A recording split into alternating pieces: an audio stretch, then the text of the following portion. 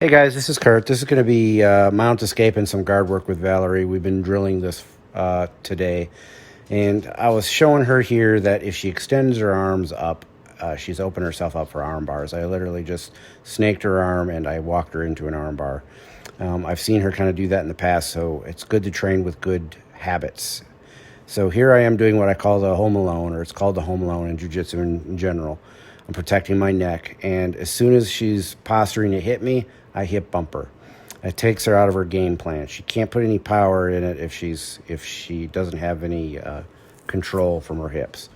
So you take her hips out of the equation with a hip bump, and then I wrap around her waist, and as soon as I have the opportunity, I do a good grip. I walk myself up, and see how her right arm fell to the side of my head. That made it easy for me to just do a quick trap and roll because her arm was completely out of the equation. You want to trap two legs on the table, a leg and an arm on the same side. But here I am showing her. It's all about head placement and hip bump. It's smooth. It doesn't have to be ballistic and violent and athletic. So I'm not even using my arms. I'm going to show her that you don't need your arms to do this correctly. I take my right ear and I put it to my shoulder and I look over like I'm looking up over my shoulder. Right ear to the shoulder, and I'm looking over like I'm trying to look over my shoulder. And I'm trying to demonstrate that without her on top. Let's try that again. Here I am without my hands. I'm saying I'm looking over my shoulder and I just step out of it. And I'm going to do it now with the hands. Guys, it doesn't have to be ballistic.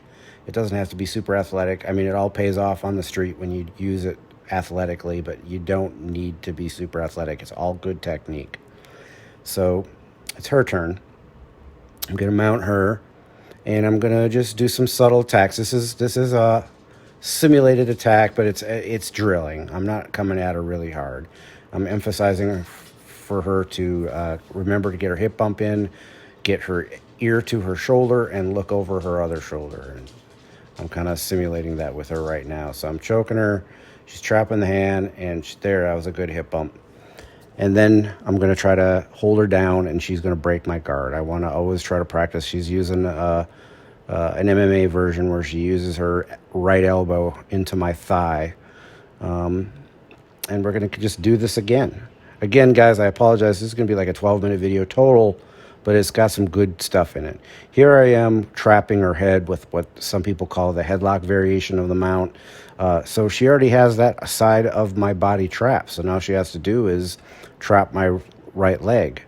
Now, she did something, a little something here. She put her elbow or her forearm across my throat, and it feels strong, but I'm going to correct her from that. I want you guys to learn from that as well. I'm saying don't put your arm across my throat, and she's thinking because for law enforcement you don't want to be across someone's neck, which is true. But I'm saying that I control you with my legs, I pop you away, and then I put you in an arm triangle. So it feels strong, but it's actually a bad position to be in. You don't want to put pressuring down across their throat. A lot of beginners do that, and it's actually a weak position even though it feels strong. So we're going to try again, a different variation. I'm probably going to be doing some striking variations here. And I want to see if, no, I'm just grabbing her arms. And the good thing is both my hands are occupied already. I'm going to do some basic swimming and trying to keep her down. And then she's just going to get up out of the guard. Nothing fancy, guys. I'm not using any like major jiu-jitsu skills on her. I'm just giving her a little bit of resistance. And we're going to work on closed guard with her. And then we quickly realize that because she has such short, powerful legs, that's great, but she has a hard time with closed guard. So in this video, we're going to work on some open guard concepts. Normally, in a self-defense scenario, closed guard is your go-to. And here I'm telling her that you can control me with your legs by just moving your legs back and forth and pushing me away with your legs and creating space. Remember, the person who manages the distance manages the damage. So here she is hipping and shrimping, and we're going to work on some of her shrimping later on. And she's creating space so she can kick. And here we are putting some gis on, a jacket, because they could be wearing, it could be during winter time or fall, and they have a jacket. So now I'm showing her some basic spider guard concepts I think she'll really like because she has short, powerful legs. I'm gripping the sleeve, and I'm doing push-pull with my feet in her hips, and I'm pulling. It's a lot of control, and a lot of people think Spider Guard is more of a sport thing, but it's not. You can totally use this for self-defense. And I'm showing her different things you can do with Spider Guard. Now, my jiu-jitsu professor is probably rolling his eyes like, oh my gosh, that was sloppy. Most of my grappling experience is actually no gi, and for the last few months before COVID was the first time I started putting the gi on, and I'm really enjoying it. That is what I just did was Butterfly Guard, another sweep from Butterfly Guard. I'm showing her these are the things we're going to be working on in the future. Again, she has these short, strong, powerful legs, but because she's short legs, she can't do closed guard very well. So I'm showing her a no-gi variation, how I'm just using the open guard to sweep and move the person around to take the top position. So just because you're on the bottom doesn't mean you're losing the fight if you know what you're doing. So I'm telling her, it's your turn to work on some of these concepts. I'm keeping my head down, and I'm trapping her biceps, and I'm bringing in, swinging at her like I'm trying to punch her. She's controlling my wrists, and she's pushing. She's grabbing my wrists wrong, but hey, one thing at a time. I'm just trying to get these concepts down. She's hipping up, and she's doing a pretty good job. Again, this is new to her. So these are new concepts for her, and this is the first time we've really trained them. And this is just me introducing her to it, and now I'm introducing you to it. The key is that she wants to keep me away from her. Oh, she didn't do a tactical get up, and I scolded her for that. She turned her back on me. You never want to do that. She's controlling the distance with her feet and hips, and I'm saying now if they throw your legs around and try to go around you, you have to shrimp. So we started working on some shrimps, and these are some shrimping drills I like to use with basic students. I just stand over them. It kind of simulates an elbow escape. It's a great way to learn shrimping, especially I'm trying to tell her to get your hips up further because remember, we're wearing police gear. So that's a little different than a standard shrimp. You definitely want to get your hips up higher. So we got some of that shrimping out of the way. I wanted her to remember how to shrimp because that's really important during this next part. I'm showing you're getting your hips off the ground, you're managing your distance, keeping them out of punching range, and at some point they're going to get tired of that and they might back off or try to throw your legs out of the way. I'm telling you, you got to shrimp and get your legs back in between you and them, kick, and then you can do a tactical get up like I just did. So it's her turn. And again, guys, there's about 4 minutes and 20 seconds left in this video. It's good stuff, I promise. So here I am. I'm going to throw her legs out of the way, and I'm trying to get her to keep her legs in between me. And at some point, she's doing good, but I'm going to see if she reacts if I put my hands on her knees. Don't ever let anybody try to control your knees, guys. They can pass you so much easier. I am passing her, and now she's. I can tell she's like, what do I do? And I'm like, okay, sweep my hand off your leg. You see this a lot in MMA fights where the guys will try to control the knee and they'll just sweep it, knock the leg out of the way. If you get them in the head in the process, great, but that's not what you're trying to do necessarily. You can do some really powerful up kicks from here, but I don't have headgear on, so we're not practicing that. Here I am just trying to grab at her feet and try to pass her guard, go around her guard. She's doing a pretty good job. So here we are with the gi on again, and we're practicing variations of Spider Guard. See how I'm pushing and pulling, and then I'm also steering wheeling her, and then I just hooked her leg and swept her.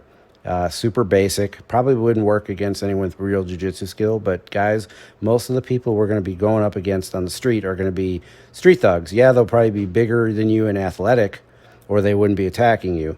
But basic jiu-jitsu is all you need. You don't have to be a master.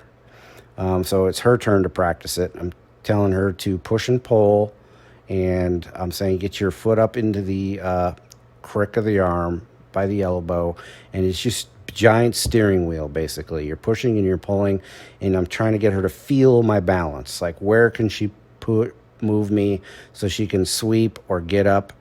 And at one point in there, she does a tactical get up, and I try to take her down. Now I'm going to show her a technique called the Captain Kirk. That's what I call it, guys. And you know, if anyone that's watched Star Trek a lot, he was always, the only throw he had was that he would do, it's called a circle throw, and I call it the Captain Kirk. And it's pretty generic. Any kind of circle throw, I just call the Captain Kirk. So here she is trying to learn it. And it's actually, I've pulled it off in jiu-jitsu rolls. Here it is without the gi. And she does a pretty good job there. And I'm just going to teach it to her because if you got somebody that's trying to muscle their way into you and try to punch you and you get control of their arms, you can do a pretty good job of throwing them with this technique. And here I am showing her the standing variation of it. You do kind of a snap down, guys. I'm not choking. That's not a choke. I actually have my hand on her chin. It's just head control. You're grabbing the belt or the pants, and you use the knee as a push. You're pushing up with the knee, and you're making them circular. You're making them round because you're not trying to power drive them into the ground. You could pull that off. It's not what we're trying to accomplish. This is good if somebody does like a real sloppy tackle takedown attempt and you block it, or you can snap them down with a snap down. Instead of a guillotine, you can do this because this is law enforcement friendly. You're just throwing them over, and you can actually roll over on top of them with a mount. But with all the gear we have on, it probably isn't the best idea. So I just step up. I go to my bat belt, my police gear. And here I am showing, yeah, this is great if they try to do some sloppy takedown on you. And she's trying it now. And I was like, no, grab the belt. And her other arm, her left arm, is hooked under my chin. She's controlling my head. And she's using her body weight to push my head down. And she rolled me over her face. So I was like, no, you want to go to the side. It roughed her up a little bit. And here I'm demonstrating, no, you throw them to the side. And she's like, okay, I get it. Totally makes sense once you see it. I suspect she's going to pick this throw up pretty quickly. And I'm just showing her you can use the knee as a bump. You guys get the idea. This is pretty much over. I'm sorry that it was so long. Please like and subscribe and share and contact me with ideas. These videos are only as good as you help me make them. All right, guys, take care and stay safe.